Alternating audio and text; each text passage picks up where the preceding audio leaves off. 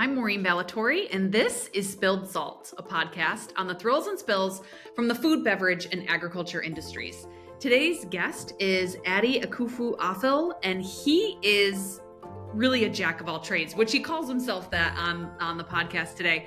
I am so excited for you to hear Adie talk about his journey from the world of Dunkin' Donuts as a donut shaman way back when, and how he reflects fondly on that time. But really, like, Adie is an innovator and has spent a very long time in the investment space in a lot of different ways that are atypical, I would say, too, right? Like, he's not just a traditional investor, but he's really innovating in the way that space is managed, which is what he talks about a lot today, in terms of some of his work history at WeFunder and some other organizations, and right up to some of the startups that he is building himself with some partners today.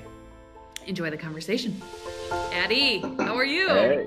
Hi, fine, thank you. And yourself, Maureen? Good, very good, very good. I'm so excited to have you on the podcast today. I'm so excited to be here. Like, truly, I know it's been a while, so. Yes.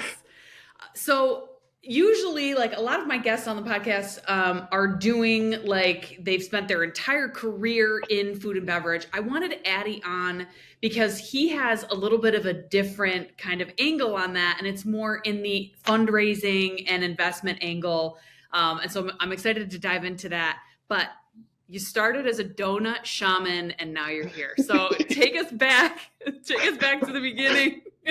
All right, absolutely. So I'd say, like, my first ever job growing up was at Dunkin' Donuts, right? So I'd say that was probably, I mean, funny enough, everyone's job is usually in some kind of retail or some kind of, like, small restaurant space. Yeah, I started in a grocery store.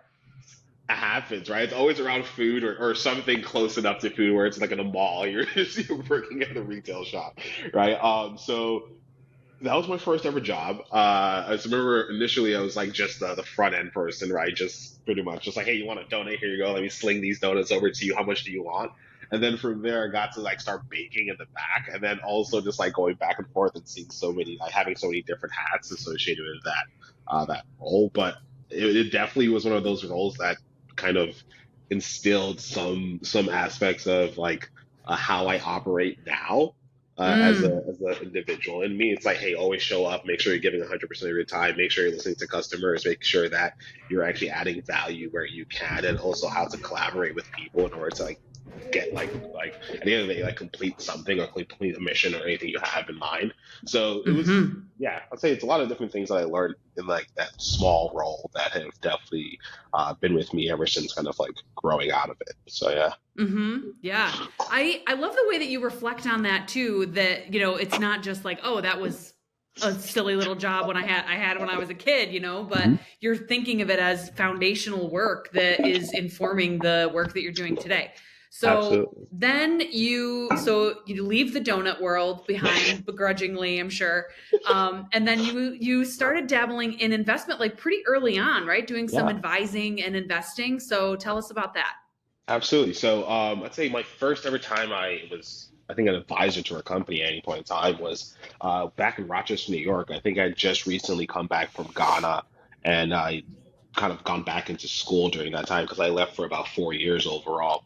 But when I came back, initially I think I'd had all this, I guess, experience I've had during the time where I was just helping out with my family's businesses, and at the same time also, like, doing internships and all the kind of fun stuff in between.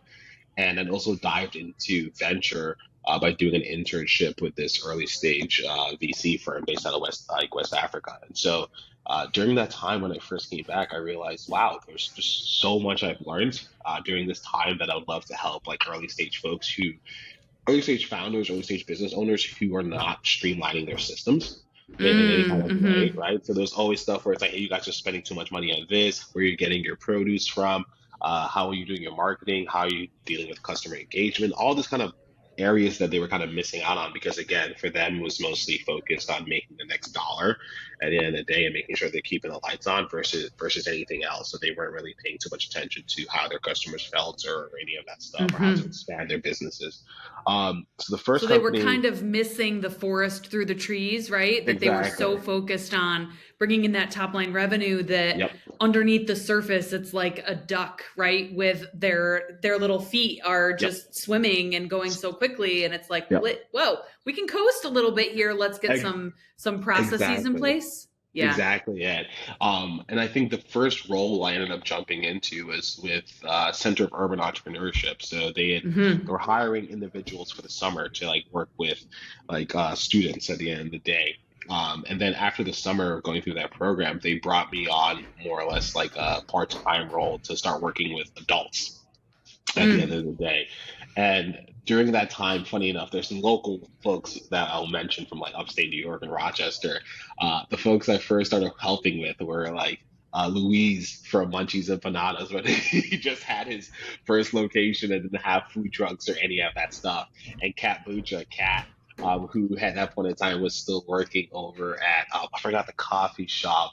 It's close enough to Fuego. She was still working at Fuego and selling from Fuego, and Fuego was right by the close to the Liberty pole, right at that point in time. Mm-hmm. And so working with these individuals and being like, hey, what are you guys doing in terms of expanding? How are you guys looking at things? And like just being a soundboard to them. And all of a sudden, like couple, I remember for Kat, she expanded extremely fast. At the end of the day, she knew exactly what she wanted. She won the pitch Yeah. competition afterwards, and then expanded. And Luis did the same thing, where now he has, I think, 2 food trucks. He's able to do catering and all that kind of fun stuff.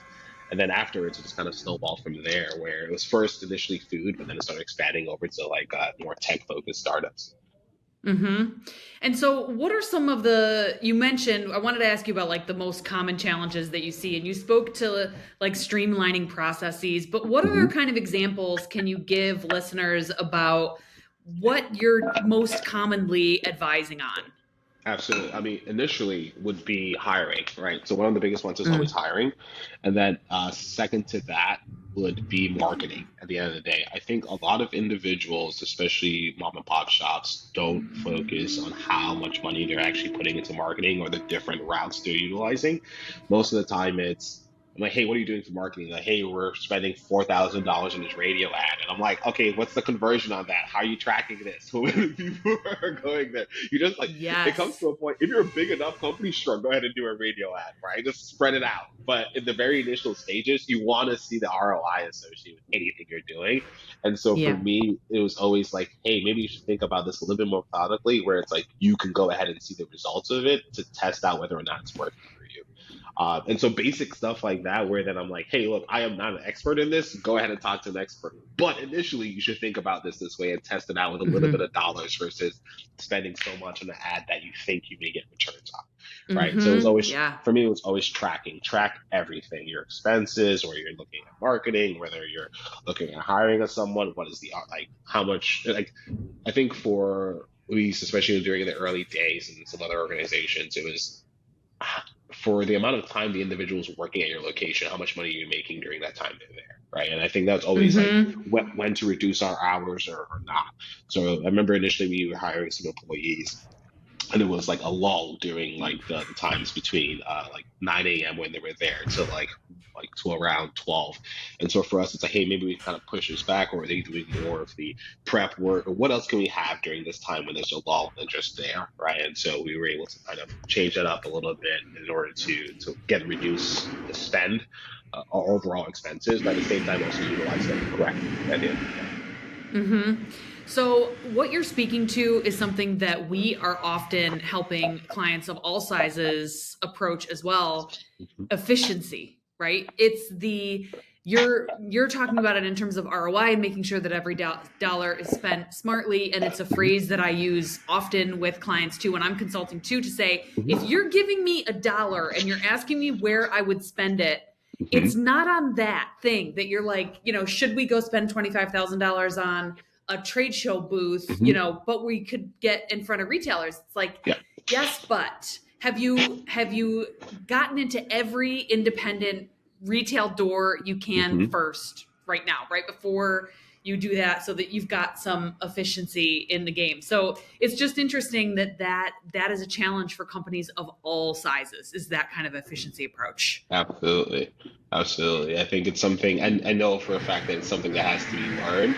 And it's usually by failure, right? It's usually like, hey, I failed once at this. And luckily enough, I think when you get into that position where you're an advisor to many different people or just a soundboard to many different people, you're able to see their failures and then basically Mm-hmm. take that information and help out an earlier stage company that's like right on that cusp of doing something like that. Right. So it's always been good. Mm-hmm. Yep. Love that. Okay, I want to talk about WeFunder a bit. Yeah. So you spent almost 4 years there. What is Yeah. WeFunder? Talk about you. I can't even ask you about your role because you had Yeah. multiple roles there. So Yeah. take us through that a little bit. Absolutely. So WeFunder is a regulation crowdfunding platform that is focused more on equity versus, let's say, gifts or products at the end of the day, right? So what I mean by that is WeFunder allows anyone who has a idea or business who incorporates to raise funding from individuals who believe that their idea or concept is something that they want to happen, right? And so Mm-hmm. what we've seen is that a lot of companies that come onto our platform are usually consumer focused or may have a B2B play where individual stakeholders who either purchase their product or in some kind of way admire the product at the end of the day are able to go ahead and invest into it in the long term. And so now they have a stake Mm-hmm. in the growth of the company. And so where we see that being a huge benefit for a lot of these early stage creators is that now they have a almost like a street team at the end of the day who is willing to go ahead and basically shout their name from the top of the building, right? And pretty much say like, hey, look, Mm. I'm backing this company. I think it's amazing.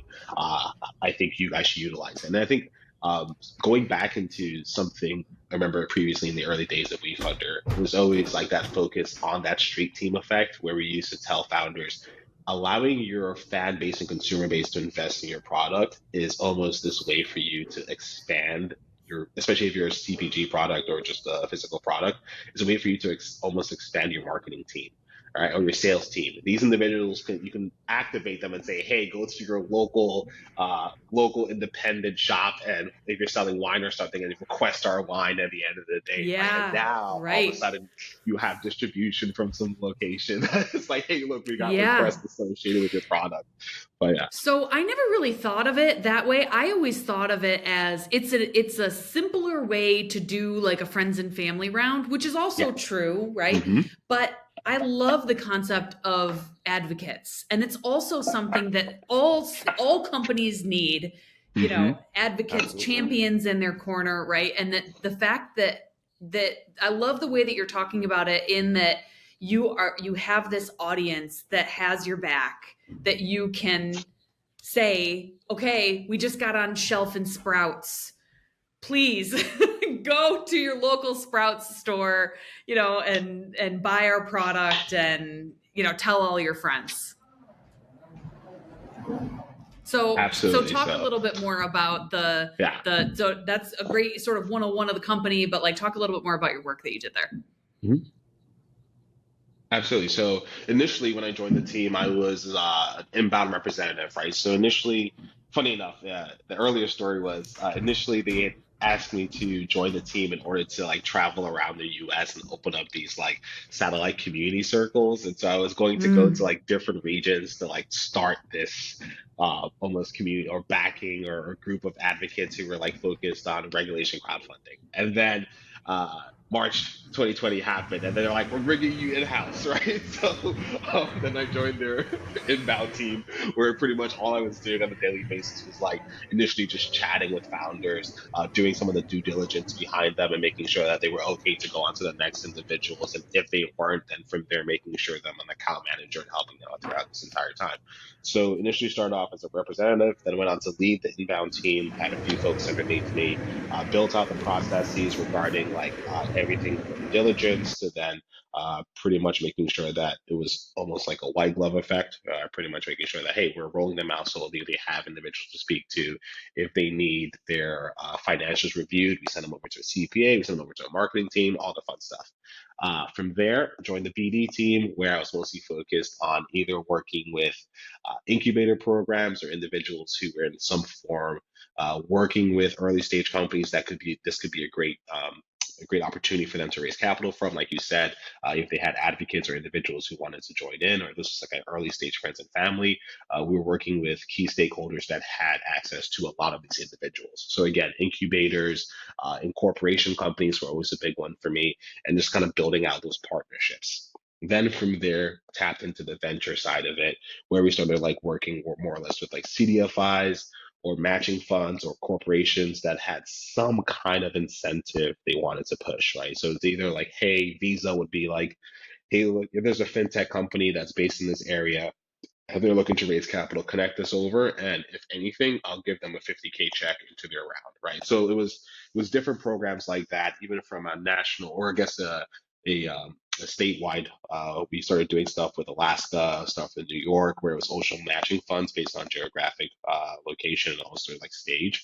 So that's where the bulk of my last couple of years there, where it was mostly focused on these kind of programs, where I was working with key stakeholders within these regions to send us more deal flow, but then also creating initiatives and programs regarding that to then help out the founders that they sent over, right? And so super fun stuff at the end So of the day. it sounds it. And I didn't realize that you had that kind of corporate partnership angle. Mm-hmm, I recently had a call with a state innovation organization, not New York State, but a different state, mm-hmm, has like this innovation program, and they're putting on this incubator that is similar to what you're talking about, which it's mm-hmm. interesting to hear that continue to pop up, right? That these corporate partners are like, we've got the money, we want to back your innovation. And so that's Absolutely. a whole ecosystem of interesting stuff. Like, what are some of the other things that you're seeing in that vein? Because I'm sure that that's for our listeners, like piquing some interest of, Absolutely. oh shit, I can go get like Visa money, I can get Yeah. investment from American Express,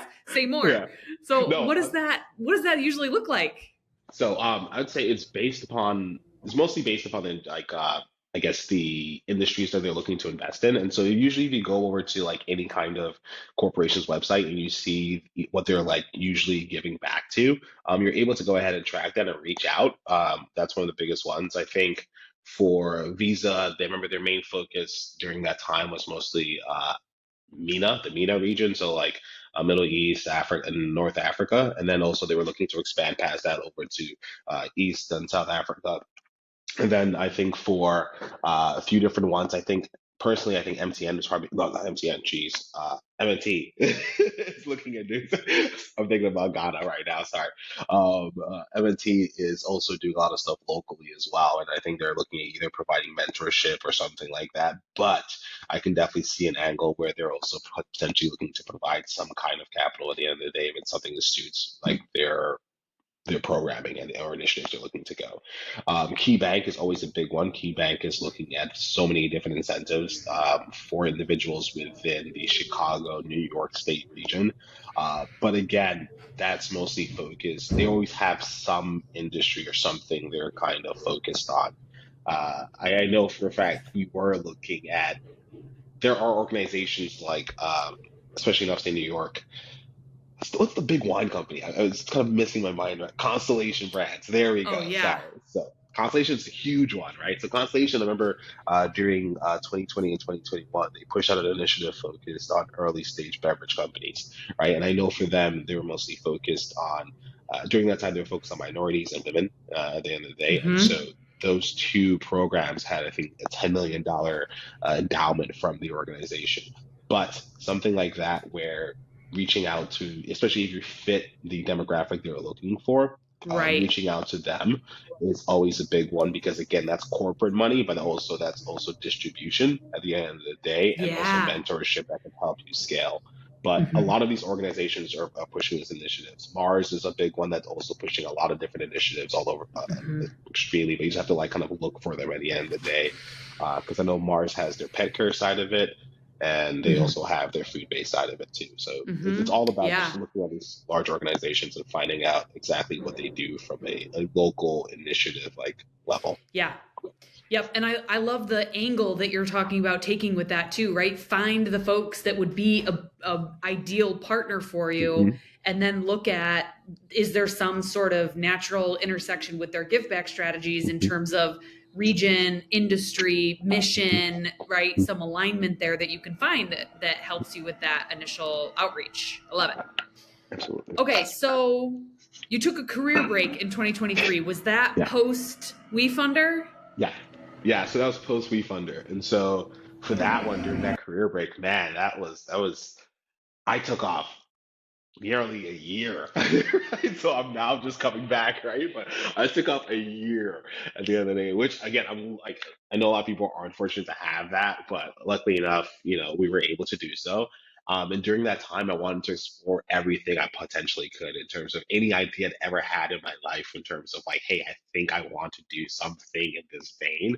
I just did. Like, I was like, hey, I'm going to incorporate an LLC and just like, basically have a design studio with a bunch of friends, and we're just gonna go ahead and like I will do all the research regarding a project I like, and then from there I'm gonna have you guys build the initial side of it. I'll just product manage, you guys build it, and then from there we raise capital.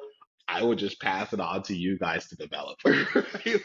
Like I just love developing ideas, finding the right team in order to build it, and then from there just like helping them scale. Because like one of my biggest things is I personally am like a jack of all trades, right? And so like in order to build something, you can't be a jack of all trades. You need someone who's like an expert in this.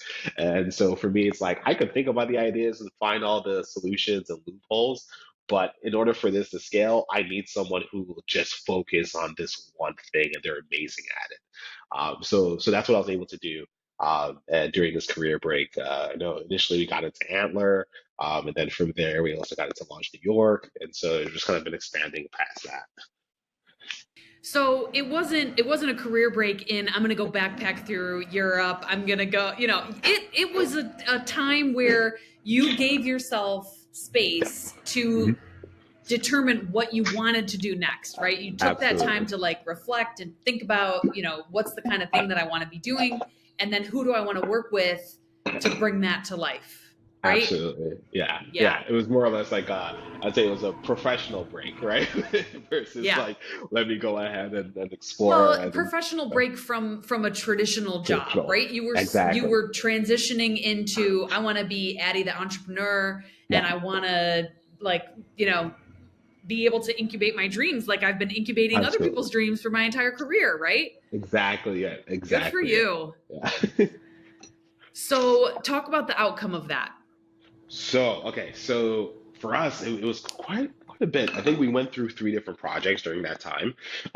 Like our first one we did when we got into Antler, we initially tested out this concept for like 2 days, and we realized that like specifically that accelerator program wasn't attuned to do that, right? And so we ended up switching over to our second idea. That idea we tested out for 6 weeks, and within 9 weeks, we generated like 47K in revenue, and we had like carry on a lot of different deals we were operating in, and it was one of those amazing learning curves where we were able to just do so much so fast with a small team. However, we didn't weren't able to get the follow-on funding from Antler at that point in time, so that was something that was extremely shocking for us, and so with that, we ended up taking a break from it, even though a lot of people were like, "It's lucrative, keep moving forward with it." I think it just was a massive shock to us at the end of the day. So we decided like, okay, let's put it on the side until like we're able to put a lot more time and put a lot more of our own money into this to make it something that is like truly ours. And most likely it'll never be venture backable, but it was definitely helpful for a lot of startup founders who were looking to raise capital, right? It was around the capital raising process and how venture capital isn't just the only thing you can look for. So we basically built a system that based upon a founder's metrics, based upon a founder's like company metrics. We pretty much provided them different sources of funding they can go ahead and receive. Oh, And then wow. Yeah. And then from there, it'd be like, it pretty much would, usually a lot of people have to apply to many, many, many, many, many different places, right? For us, it was like Right. a one application process where we basically Mm. worked with these partners. It got sent out to them. If they liked your company, when they liked your metrics and everything, they would then do an opt-in and then you would receive it. So it didn't waste anyone's time at the end of the day, right? Gotcha. So And that it's was the kind of biggest thing. like online dating Yeah. for VC funding, right? Exactly. It was VC funding, Rob. It was VC inventory, revenue based, even going towards like Mm. angel checks where people have like, hey, look, if you want to invest directly into you, fantastic. If not, then we do it through an SPV. It was pretty much like a wholesome product overall where we just did a lot on the back end. But Mm-hmm. again, we're doing this all manual. And so that was like one of our biggest things. We wanted to like build a product behind it, but we realized, in terms of time, we just didn't have the resources in order to do so right now.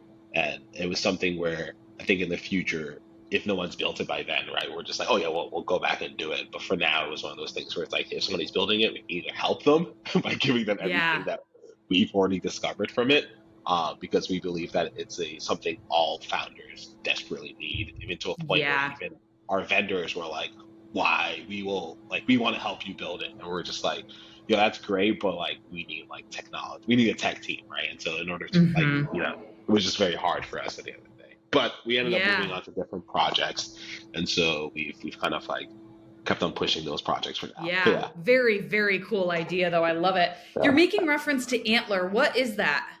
So, Antler is a early stage incubator program where it runs for about 6 weeks. At the end of the day, they select individuals, like usually between 7 to 10 different teams, to basically fly out to a certain region. Currently, I think Antler has 4 locations now in the U.S.: New York City, Colorado, Austin, and then L.A.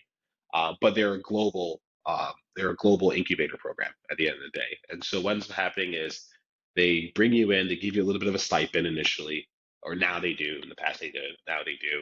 And then after 6 weeks, based upon your progress and if they like your company, they'll give you a 250K check for like 7% of your company, I believe. So very much like Y Combinator, but I would say it's definitely Right. um, like more. I think YC gives you the funding a little bit ahead of time. These guys do it after they've kind of already seen how you work and see how you operate at the end of the day. Mm-hmm. Gotcha. Yeah, Gotcha. Understood. Okay, so you decided this isn't the thing that we're gonna yeah, do right now, and so then what yeah. happened? So from there, we ended up working on 2 other projects, right? I was like, okay, now I have more time now. I don't, right? So I was like, all right, um, one, the year's almost coming up, right? I have like 7 more months. I have to do something. So I ended up doubling down on 2 different projects. One of them was focused on uh, I guess SMB space, right? So for food and beverage SMB owners and operators, we basically created like a customer engagement platform that would be absolutely free for them. And then we would just make our money based on the customer themselves, right? And so we were like, hey, with DoorDash and all these delivery platforms, uh, always basically taking a cut of the SMB owners like delivery at the end of the day, or revenue at the end of the day. What Right. if we were able to increase in-store traffic more, right? If we can increase in-store Mm. traffic, would you still give the individuals that come in store a discount for them coming in, right? Because the biggest incentive for a lot of people at home is that, hey, I'm at home, it's convenient for DoorDash to deliver it. But what ends up happening is that the store or the operator ends up getting like 20, 30% less of revenue or margins at the end of the day, right? And so for us, Right. I was like, hey, what's the minimum amount you would take for margin costs if people decided not to go through DoorDash, but to come to you directly at your restaurant, right? Because the incentive Mm-hmm. there is Right. like Allowing you them get a larger to ticket raise size. their costs across the board Exactly. so that they can incentivize people. It's like the opposite, right? Yep. Yeah. So a Yeah. friend of mine owned a pizza shop, and you can't, they wanted to try and incentivize Yep. people to exactly what you're saying, like come in and pay cash. Yeah. I Yeah. won't explain why, right? Yeah. They wanted to pay cash. That's a different podcast. Yeah. Um, Yeah. But it's that idea that you're not allowed to mark up. It is illegal to mark Yeah. up for credit card fees, but you Yep. can offer a cash discount if you Hmm. don't run a credit card. Right. Yeah. So it's kind of Yeah. it's flipping the whole idea on its head, right? Allowing Exactly. those food and beverage business owners Yeah. raise your costs across the board to account Yeah. for what you need them to be, and Yeah. then incentivize people to come into the store if they want to pay less. Exactly. Love Exactly. that. Exactly. Yeah. So that was like our biggest, like, with that in mind, we started like talking to a lot of vendors, like anything from restaurants that of course weren't like, Michelin star or anything like that, but restaurants, food Mm-hmm. trucks, places that would serve like smoothies, all that stuff. We couldn't do alcohol, of course, for many different reasons. But it was so we started talking to a lot of these individuals, and they all said like, yeah, if you can get me more people into my store, I'm happy to go ahead and provide them a discount. And so we started realizing, okay, that's fantastic, but how else can we be of value to you, the restaurant or business owner? So we started doing more stuff like content for them, basically doing everything from content, events, experiences, because we started realizing, I'm pretty sure you know about these guys in upstate New York, the Brainry, Rochester Brainry, right? Oh yeah. Uh, yeah, so for me, we started looking at a lot of the stuff that we're doing and realizing, hey, Rochester Brainry is almost this extra ancillary like service that can work with a lot of local businesses that are doing food. Because if you can imagine this, where it's like, hey, you go to a bakery, you love that croissant, right? And you're like, oh, this croissant's amazing. However, what if that bakery decides to like open up a class where it's like, hey, learn to make a croissant, right? I'll Mm-hmm. charge $5 for you to come and learn a croissant. Now they're making more revenue by you coming in to make that croissant. But guess what? You are most likely never going to make a croissant at home, but it's an experience you would love to have, right? Because Exactly. you're gonna realize Exactly. how expensive it is to make a croissant, and you're gonna Right. love that more often. But you're still gonna love that experience. And so we started seeing this Mm-hmm. Airbnb experiences model mixed with like working with local businesses to have these courses, and we started finding ways to generate more revenue from that, as well as work with all these local businesses to have more of these experiences and events and stuff where we've been doing stuff like taco wars, where it's like every single Tuesday we'll have two different taco restaurants create a certain taco, and then from there they can go ahead and pretty much uh, also like make different tacos for different people. So people can order out what they think the best taco is, but the chef is the one who's like basically facing off each other, whoever buys the most, and Right. what like everyone, it's kind of this extra experience. But we just started playing around with that kind of concept, and it really started taking off where vendors really, really started reaching out to us and say we want to be a part of this program. And so now we are taking more time to develop out the entire platform, redevelop a website, do everything, and then relaunching. But that's something that yeah, it just took off from there. And so now that's something that my buddy and I, well, that was three co-founders, and then we have an engineering team. And so I'm finishing up the product, but then they're gonna go ahead and manage the company afterwards. That's awesome. Yep. So can we make a plug for that? Is that like, does it have a name? Can we help Um, promote so, it? yeah. So hopefully, right now we're going to be starting off in Austin, Texas, right? So right now the company is called Feast Pass, and so you're gonna hopefully, if I think we're on LinkedIn. Oh no, sorry, not LinkedIn, Instagram. So feel free to go ahead and reach out to us on there. I think right now we have absolutely nothing on there. We've just basically closed off everything. Going to be restarting, but as we scale, and I think we will be in the upstate New York region and keep on bouncing to different locations. Absolutely. So we'd love to work with any vendors who are listening today and so on. It'd be fantastic. Very cool. Very cool. Yeah. That's awesome. Yeah. So and there's another one too under that same umbrella, Yeah. right? Like Yeah.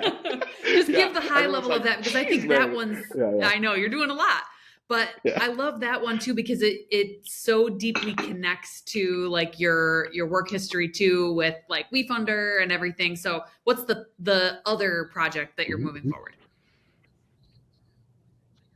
Absolutely. So the other project we're moving forward with, which I'm mostly putting majority of a lot of my time into right now, and probably will be the one I sit on for a very, very, very long time, um, is it's a fractional art investment platform that focuses on physical art, right? So pretty much what we're doing is, if you think about it from a level of fractional ownership of a real estate, right? So it's like, hey, you own this piece of real estate. You're able to rent it out to people, and any revenue that's generated from that real estate, you guys split up in dividends towards you Mhm.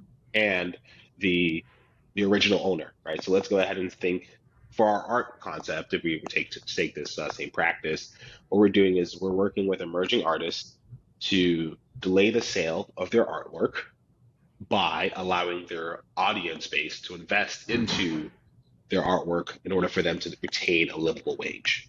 From there, Mm-hmm. the ownership of it is split between the artist, the investors, and the platform. Mm-hmm. Anything we do at that point in time, we generate revenue from different ways, from renting out the art, from creating different things from the asset, the intellectual property of the art, and so on. And then at the end of the day, any revenue that's generated from that goes back towards the stakeholders within it. At the same time, what we're looking for is an exit of the artwork in the long term, Mm-hmm. where it gets exited to a third party individual for single ownership. And then based upon that, everyone gets paid back a portion of the profit that's made from there, plus their principal back for the investors. And Mm-hmm. then the artist also gets a little bit as well that they've already pre-staked initially in our agreement. But everyone basically makes money from it at the end of the day. And so Yeah. that's the kind of concept we're going with, where it targets three different stakeholders at the end of the Mm-hmm. day. And at the same time, it works with galleries, curators, all these individuals who are looking for some of these artworks that at this point in time Mm-hmm. could potentially be more profitable long term if held for a very long time. And so Right. the way we were kind of doing it is like we're pretty much working with emerging artists who have a good track record of already having these kind of sales where the past two Mm-hmm. years their art has gone up by 50-60%. And so for us it's a kind of a great way to target again individuals who traditionally are overlooked in terms of their art, because I'm not sure whether people know this, but I'd say an artist is the only individual that doesn't get residuals from their original artwork, right? So it's like Mm. once they sell it once from an auction site, Right. they never again get royalties, right? Every other Mm-hmm. creator, movies, music, anything else, you get Yeah. royalties from your work. Right. But an artist is the only one that would never get that unless already contracted into I like was just something going like to say, unless they're licensing. Right. Mm-hmm. exactly, Which is yeah, a whole exactly. different business. Yeah. Exactly, right? And Yep. so for us, we've realized, hey, this is an opportunity for us to work with these individuals who, again, have been, not only say taken advantage of, but have been put to the side in terms of this, Mm-hmm. where it's most of the time, it's individuals who are usually from a different side of life who are creating these amazing masterpieces. So they don't really understand this. They just are like, hey, I want to Mm-hmm. survive and make as much money as possible. Mm-hmm. But now it's a way for us to kind of help them long term, where it's like, hey, just like WeFunder, uh, sell 10% of your portfolio with us every single year, right? Don't do Mm-hmm. the entire Right. thing because you need the other individuals, you need the prestige from the galleries, you need the prestige from like working with Yeah. Sotheby's. But if you can delay like 10% of your work and go through us and still Mm-hmm. make that livable wage you're looking for, why not? You know? Right. And it helps the average consumer get a start in art investment too, if that's an area of Exactly. interest, right? So I love that it's benefiting both sides of the coin there, right? That Absolutely. it allows, like, I had a meeting recently with my financial planner who said, you know, have you thought about non-traditional investment strategies, Yep. that are not a 401k, like art investment? And I was Hmm. like, well, man, I mean, I am an artist. I Yeah. love art. I love funky stuff, Yep.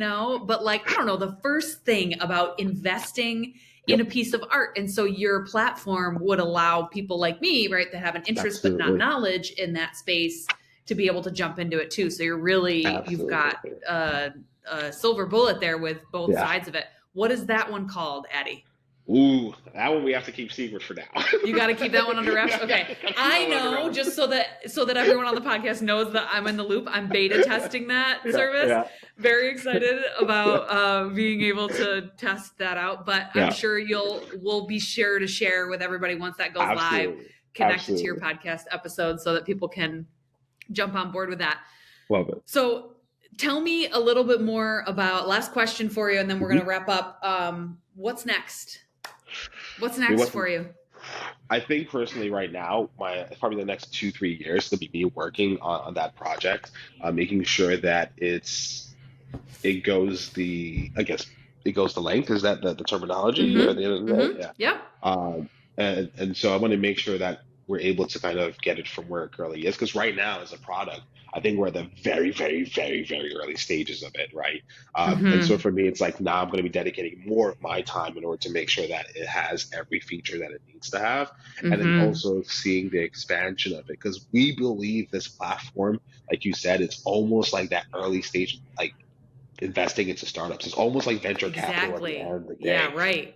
And so we believe that there's other products that need to be built, kind of facilitating this for a lot of different stakeholders that are not currently being taken care of. And so for me, it's kind of expanding upon that in order to make sure that it truly is of value for every single stakeholder within it. And I remember telling a buddy of mine the other day, and I think this is probably going to be one of the only projects I work on when every single stakeholder is happy, right? Like it's one of those things where I think like if I want to make for every single thing I do, I want to make sure that everyone is happy. But usually there is some Right. counters to it. But I think this is probably the only one where I can see every like if everything goes right. First off, if Mm-hmm. everything Yeah. goes right, every single stakeholder is happy, right? If everything Yeah. exits well, everyone's happy. Um, Yeah. so so yeah, that's where I think where I am. I'm not sure. That's very cool. I love it. I love it. And how exciting to be able to be working on something that is adding value to stakeholders throughout the whole ecosystem like that. But Yeah. it takes, like, I think that the good lesson for the listeners of this podcast is sometimes it takes that, like, you took a career break to do the deep thinking to get here, right? And that it doesn't just, for a lot of people who are like, well, I want my next big idea.